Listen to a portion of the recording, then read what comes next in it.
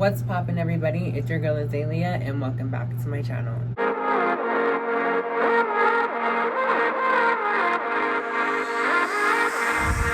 So in today's video, we're going to be doing a get ready with me on this look. I'm not going to be going too far into details about like the products that I use or anything, and we're also going to be doing a story time on how I came out. It is another serious video. I know you guys are probably tired of my serious videos, but I hope that a lot of people can really learn from this, and I hope a lot of people can really understand like where I came from as a child and like what I've had to go through and what my experience was going through the system as a juvenile. And I hope you guys can really understand and grasp the hardships that people in the community have to go through as they're going through the juvenile system, and limitations that we have just being who you are and trying to discover who you are. And I hope that you guys can really empathize and have sympathy for those other individuals who are in the system and don't get the same treatment as people who are free and people who are with their families. So I hope you guys really like this video, and without further ado, let's get started. Hello.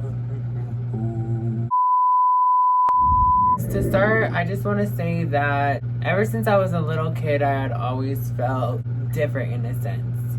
Right when I hit kindergarten, like I knew that I liked boys. I knew that I was different, and I knew that I was gonna have a different lifestyle and that I had a more feminine outlook on life.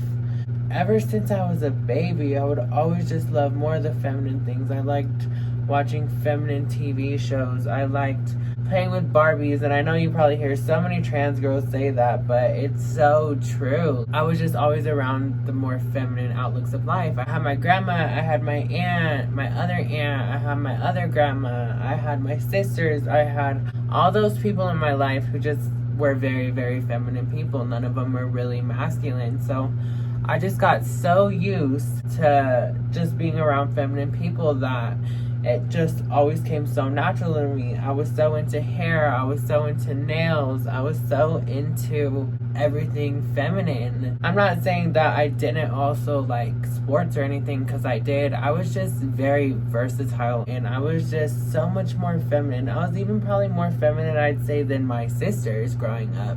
And honestly, femininity just came a lot more easily to me. And while growing up, my family had never redirected me like I was doing anything wrong. They kind of just let me live my life. My mom was in prison, so my grandma Shelly, I wasn't her kid. So it's not like she was like, oh, my son this, my son that. It's like my mom was in prison, my grandma was just trying to raise me. And, you know, she did the best job she could, but she didn't always keep an eye on me or anything, and they never said that I was doing anything wrong, so I just had never thought that anything was wrong with me, which I am, you know, grateful for, being able to express myself as a child and not being shaded or not being made fun of or nothing like that.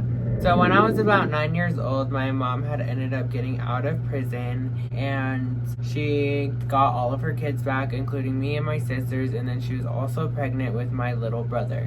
Not knowing it then that like my life was gonna change, and like the whole dynamic of my whole family and the way that like our family had their system set down of how they disciplined us, how they handled the situations between us. And my mom was always just bringing around a whole bunch of different people. She always had these dudes come over. You know, she was a young mother. She was trying to just have fun. She was in prison for such a long time that she never really got to experience life, as I didn't either. And all these people that she would bring around essentially would always ask questions about me. They would always be like, is your son gay? And then they would ask me, am I gay? Like, and asking like a little 9-year-old this as a child, it would always make me so nervous. Like, how am I supposed to answer that question without feeling uncomfortable? And especially from her boyfriend would always ask me, am I gay? They would make fun of me. Everybody would like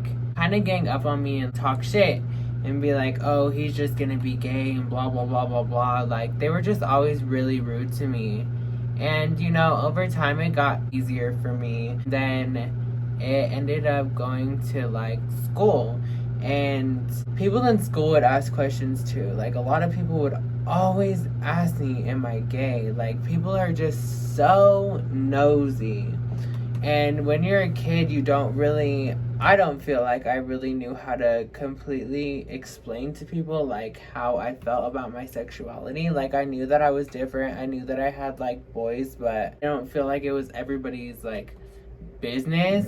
One, I was just not ready to come out. And two, I was a kid. Like, how are you going to put a label on something when you're a child and you don't really know, and you haven't really like learned yourself, and you don't really know like how to necessarily express yourself? And my mom made it a little bit more easier for me to come out when I did, because my mom had always said that she was like bisexual. My mom did a lot of time in prison, and I don't know if that's what made her bisexual. I don't know if she's always been bisexual. We've never really had that talk.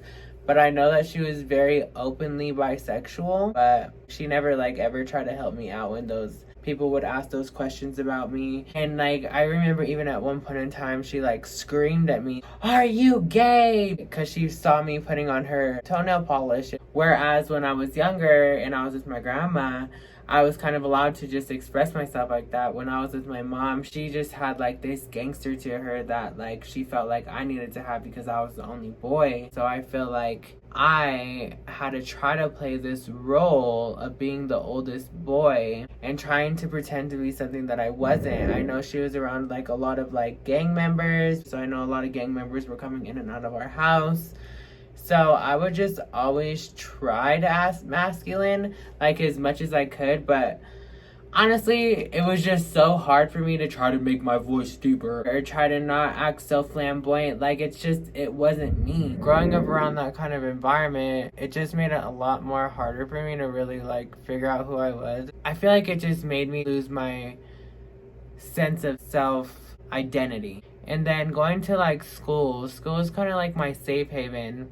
But even at the same time, while I was in school, it was just like, people were always asking questions. People were always curious about like why I acted differently, why I had a higher voice. It was always like, oh, he sounds gay, so he must be gay. It's like, how does a gay person sound? I understand like there is like more feminine gay men out there, and I guess I did portray that I was more feminine, but at the same point in time, people would just always assume that I was something without even letting me explain, or without even me having that self-identity yet, or really knowing like what that was, you know. It's not like I was like 20 something years old and out here living my life as an openly gay man. I was, 11, 12 years old, still just trying to fight every day in my life to be okay in life and not want to kill myself, So it wasn't like I really had time to really sit there and self-reflect on who I was as a person. Yeah, I know that I liked boys, but I just didn't have time to sit there and be like, am I gay? So I just kind of tried to ignore everybody. I know my little sister would always try to stand up for me and be like, stop calling him gay. It's like, groups of dudes my mom would bring over would just sit there and make fun of me, and it's like, it was frustrating at a point, because it's like, I don't even know. Why are you sitting here trying to tell me I'm something that I don't even know that I am? And I don't feel like that's a right way to approach a child, that you don't even have any like blood ties. You have no ties except for your with my mom. Like, why do you get to sit there and talk about something that I don't even know? And then middle school is when like I kind of like really started understanding myself and knowing like I'm bisexual. So at school, like I was pretty open about it. Obviously there was not a whole lot of people that were out back then, especially in middle school. Even probably in today's world, not very many people are super openly bisexual in school. I wasn't like super open, like I wasn't gonna go out and tell everybody, hey, I'm bisexual, everybody. I just knew in the back of my head that that's who I was, and I was okay with that, but it's not everybody's business. I was a kid, what did it really matter? I was dating like girls and stuff, but not boys, but not really like dating. It was just like, oh, hey, we're gonna talk for a week and act like we're gonna get married in the future, and then it's over. Like, everybody knows how that is. But that's the furthest it was to like a sexual kind of relationship that would kind of identify my sexual orientation.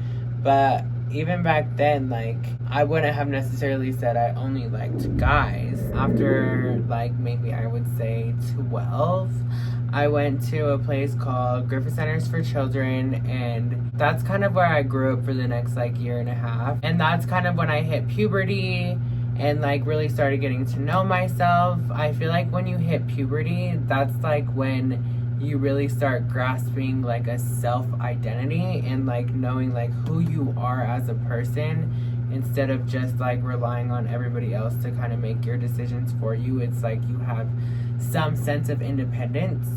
And I realized that when I was about that age that I knew, like, 100% that I was different.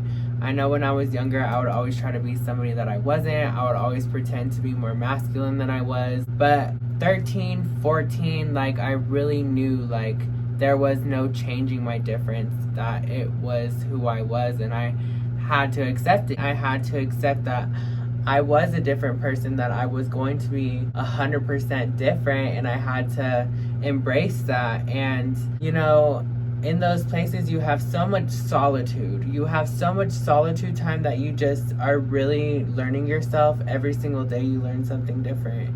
And every single day you learn something from somebody else. And I would still get all kinds of questions in those places. Especially in those places, it's like all eyes are on you. They keep track of everything you do. If you do your chore, if you talk to somebody, how you interact with people, like, they keep track of everything. It's like you're a lion at a zoo, bro. And people are just going there and watching you all day long and taking notes and taking pictures of you. They weren't taking pictures of us because that's violating confidentiality. And you had to go to therapy all the time. You have, like, a weekly individual session. You have, like, 3 group therapies that you see every week. It's like you're always learning more and more about yourself. They ask you to journal. And just during that time period of so much self-reflection, like, I just knew in my heart that I was different. So one day, I think I was about, like, 13, maybe 14, I had an individual session with my therapist. I'm not going to say her name just because she was a really close person to me, and she was almost like a mother to me. When I was younger, I was diagnosed with RAD.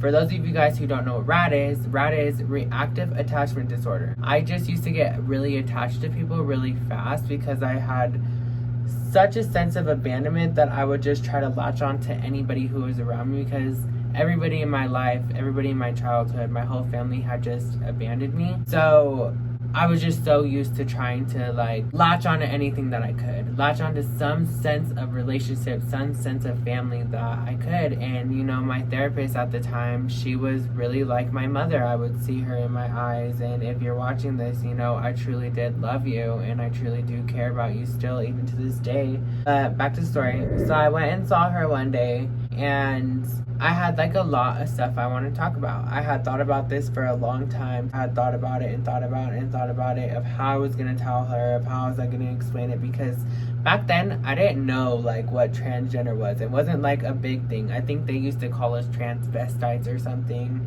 and I didn't even know, like, what that was. I think I'd seen, like, one thing about it when I was at class or something. It was, like, on some magician show or whatever. They said that some guy was pretending to be a girl or something, and I think that's the only thing, like, I had ever seen of it. Because, you know, we weren't allowed to watch TV or anything then.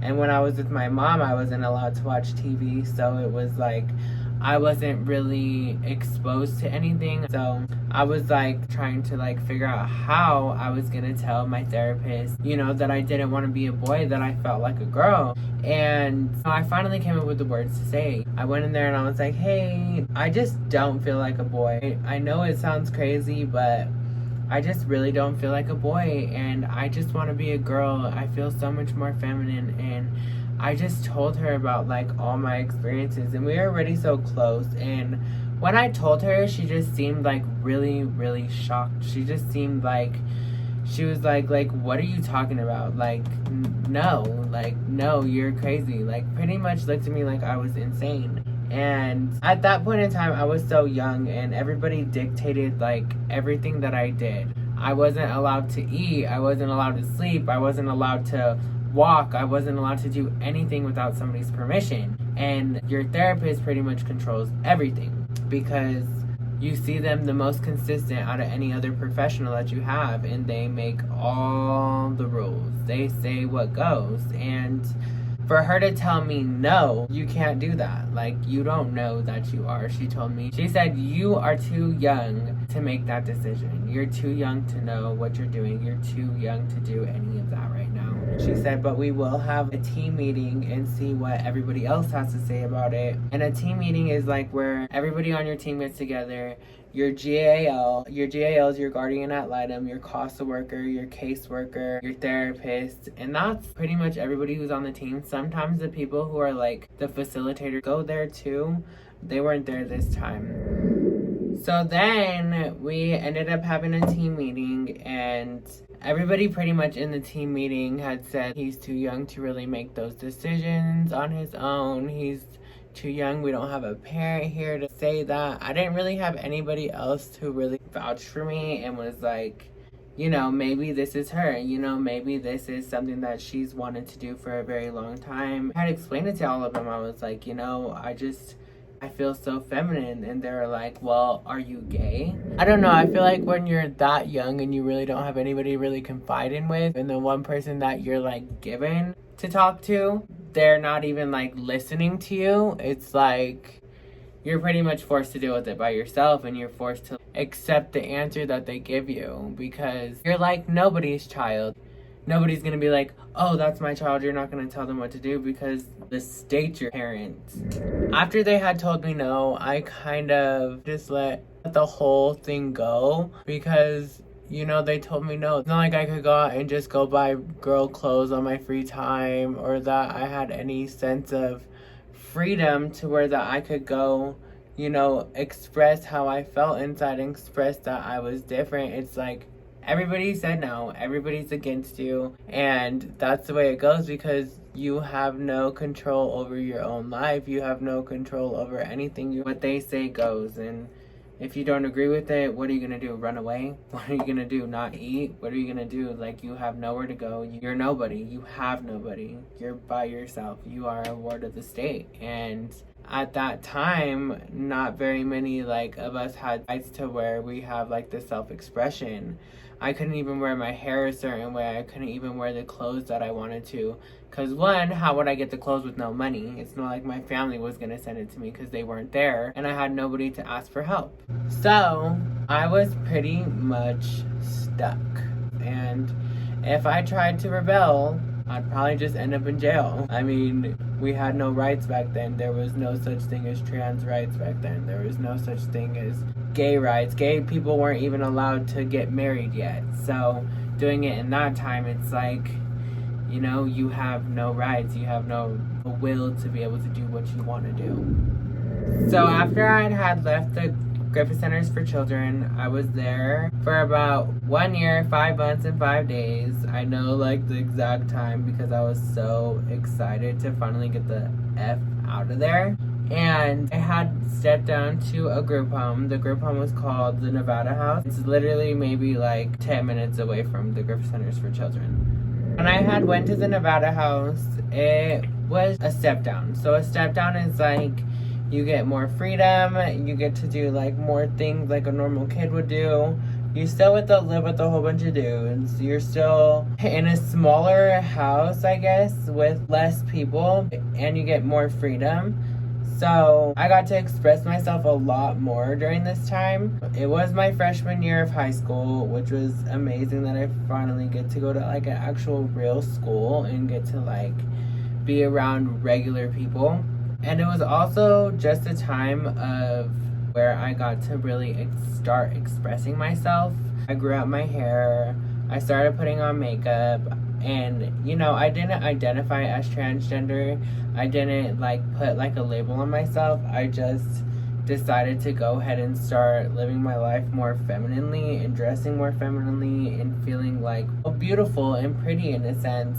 And I was finally able to start expressing myself little by little and letting people know, like, you know, I am different and I'm okay with being different. But while I was housed at the Nevada House, I feel like what really helped push me to become like who I felt like I really was There was a really cool staff member there named Brad. Brad is actually part of the LGBT community. He identified as pansexual back then. And one day he asked my roommate to come get me from my room that he had to ask me a question. So I went downstairs and I was like, what's up? I think I was new there. And he had asked me like, hey, how do you identify? And I was like, what do you mean? Because, you know, nobody's had ever asked me that question before. It's not like we were in 2021 where people are just asking you that. It's like, what do you mean how I identify as? You know, this little 14-year-old kid, you're asking me, I've been locked up my whole life, how I identify as, you know? And I was like, I don't know, I just kind of do me, you know what I mean? I told him, you know, I dress how I want to dress, I look how I want to look because, you know, I feel how I feel inside. And he was like, have you ever thought that you were like transgender? And I was like, well, what is transgender? Like, I feel like a girl sometimes. Then he went on to like go ahead and explain to me about the transgender woman who started doing surgeries in Trinidad, Colorado, and he said like it was the capital of all the sexual reassignment surgeries. He ended up showing me Marcy Bowers, I believe that's her name, don't quote me if I'm wrong, and like started showing me people in the community. He started telling me more about it. He started telling me like his wife's pansexual and like just kind of opening my eyes to like a different kind of community that I had been sheltered from pretty much my whole life. So I'm really grateful for him for like opening my eyes up and not being so like stigmatized by everybody else who like worked in the system, because nobody ever really wanted to talk to me about it. There was like no gay people who really worked around me. There wasn't people who were like openly bisexual or openly anything. As like a staff member, you have to keep everything pretty professional, and you know, there's not very many other like gay kids around me. So, you know, he was just like a blessing in disguise, like, you know, showing me that, you know, that's who I am. And little did he know, not too long ago, I had already discussed it with my therapist about wanting to transition, but not knowing like what transition actually meant. So after I had left the Nevada house, we had found me a foster home with a gay couple. It was a really good opportunity for me. I was about to get adopted. I had already been in the system for a couple years now, and I was like 15, I think. So I had already been at the Nevada house for like 8-9 months. And you know, going with a gay couple, you would think that it would be a really good fit just because of how I identified as gay, bisexual, whatever, however they wanted to explain it. Nobody really knew like what transgender was. My foster parents didn't even really know what it was. But I feel like when I got there, they put me in a really artistic school. I feel like there was only like 2 of us, I think, and the other one, he was bisexual or whatever. But I just felt like I could really just express myself a little bit more and really start, you know, feeling who I am as a person. I would go to school with makeup. I would go to school with my nails painted. I would have a lot of friends who really supported me and who really, you know, held it down for me. Like, aw, you're such a cute little gay boy, blah, blah, blah, blah. They would always call me a gay boy. Nobody ever asked me how I identified, if I wanted to be called a he or she, you know? And I still went by, like, my masculine name and Jay some of the time. And I was living as me, you know what I mean? Being able to go to school with makeup was just an achievement all in by itself. Being able to go and dress how I want and just expressing myself through, like, clothing and hair and nails and stuff like that was just so empowering to me. And that didn't last very long, to be honest. I was only like at that foster home for maybe like 6 to 8 months. And then my mom had came back into my life, even though she really wasn't supposed to, and kind of played with my head, you know what I mean? So since her rights were terminated, she wasn't like allowed to like come and talk to me. She wasn't allowed to see me. She wasn't allowed to do stuff like that. But she would get to me through Facebook and play with my head and make me feel like she like loved me. And you know, I don't doubt that she loved me or whatever, but it ended up her getting in a fight with my foster parents, and then me just like rebelling because my whole life I've only wanted to be loved by my mother. And you know, that's like the one time that she like actually showed some sort of interest in me, and it ended up ruining my chance at my foster parents. So I ended up getting kicked out and I went to jail. After I got taken out of my foster home. I don't know, I was just like so mad at the world that I had regressed, and I was like, well, now I have no sense of freedom. F this, I'm leaving. And I was not ready to go back and have to deal with everybody being in my business again and dictating my life and trying to tell me who I am as a person and trying to make me be somebody that I'm not. So when I had went back to jail, it's again the same reoccurring comments, the same everything. It's like every time you switch a different place, it's like everybody wants to know your business.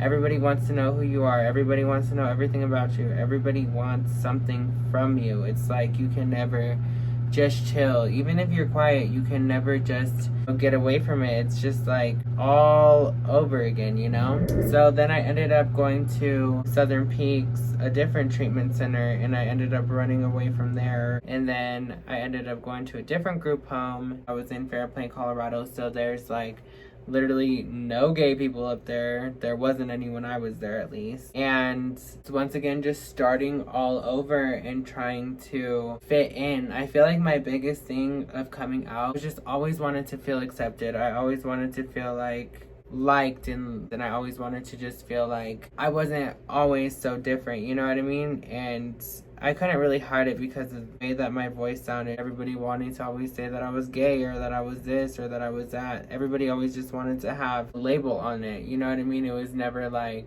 okay, you don't want to identify as anything cool. It's always like, no, what are you? What are you? What are you? It's honestly just like you could just never get away from that question of like, who are you? What are you? Like, you always have to identify as something. And it's just like, why do I have to identify as something? Why do I have to explain myself to you? Who are you? It's just like, Jesus, bro, why are you in my business? I didn't end up staying there very long. I ended up running away again. I ran away because my sister said that she needed help. And, you know, me being the person that I am, I didn't care about myself, you know, because I had nothing to lose. And some stuff ended up happening to me. And I ended up getting kidnapped for a couple months. And when you're kidnapped and, like, just all that stuff is happening to you, you just lose your sense of confidence, I guess. You just lose, like, who you are as a person. You lose your sense of everything. And I know that I lost myself and I didn't know, like, where to go. I was on the run, I was doing stuff, and I wasn't able to really, like, express myself, I guess. So I had finally ended up getting away from there, and I had, you know, just tried to get my life together. I had tried to grow from it and learn from it and make myself better. And in a sense, I was just trying to start over and learn from that experience. And honestly, like, being in Texas and not having, like, anybody there except for your little sister, and then she ended up leaving me, and she's the reason that I went there. I just didn't really have the motivation to really be who I was, to be honest. I had already went through a really hard time in my life. Like, I just wanted to be accepted and I wanted to fit in, you know? And then I ended up moving in with my manager like a month or so before I had left back to Colorado. And during that time, I just started, like, finally regaining my confidence. I had finally started healing from what had happened to me not too long ago, and was finally able to, like, really start expressing myself again and feeling myself and feeling okay in my own skin and being able to be me. And that's when I started going by a different name and learn who I was and be okay with who I was and let the world know without letting them know. You know what I mean? Ended up moving in with my manager, and it was actually like a really, really good blessing for me. I just really felt like she got me more, you know, more so than most people down there did.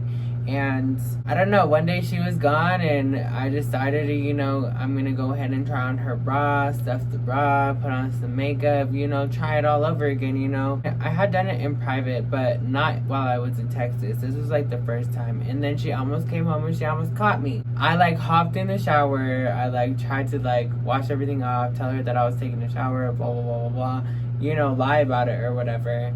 And, you know, that was then where I really, like, decided, you know, it's time for me to, like, become who I am and not care what people think. And Then I ended up going back to Colorado. My sister ended up going back to Colorado, so I followed her. Because, you know, the only reason I was in Texas was for her. And then I had a warrant out for my arrest just because I was, you know, already on the run. And I had ended up getting arrested with my sister. Not that we were doing anything wrong. We were just like 2 underage kids, you know what I mean? We were not supposed to be running the streets.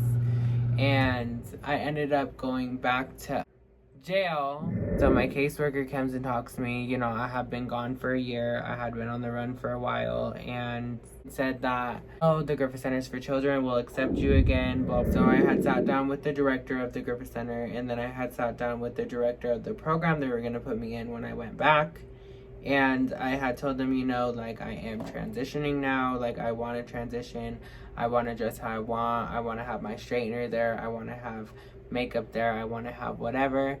They had, like, given me, like, options of what I could do and what I couldn't do. I was allowed to have some of it, but I wasn't allowed to have all of it. They told me, like, you know, it's still a male facility. Only males can be there. You have to identify as a boy if you're going to go there.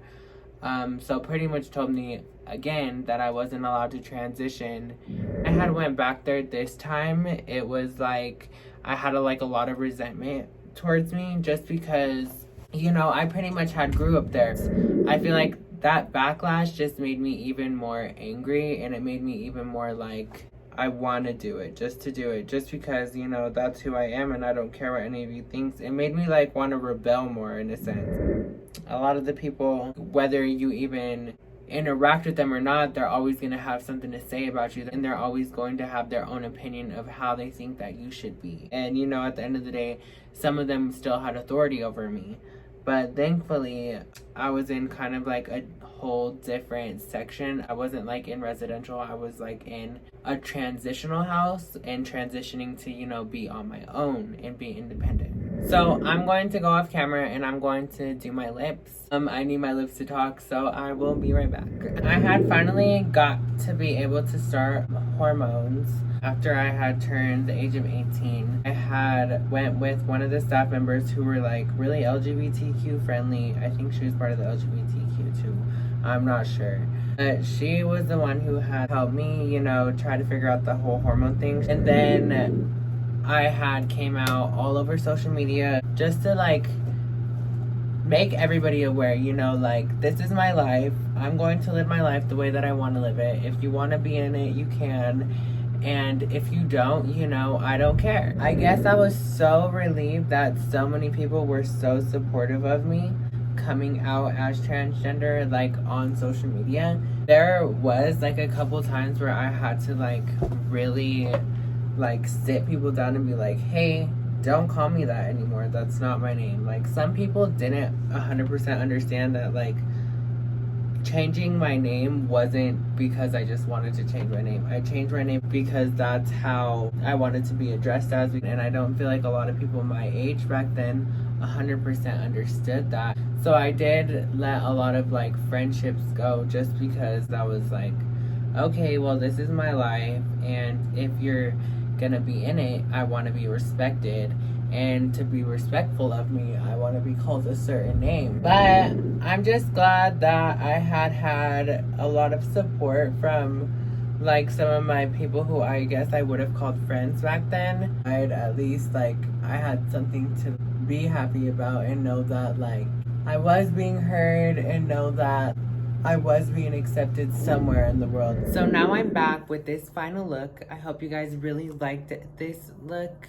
It did take me a while to do, but before I leave, I just want to say that the whole point of this video was that I didn't have anybody to tell me who I was. And I've even had people flat out reject me and told me that I couldn't transition. And my hope is that somebody can watch this video and realize that it is okay to be who you are. And I hope that you embrace yourself of the sides that make you different. And we get to choose our own ways in life.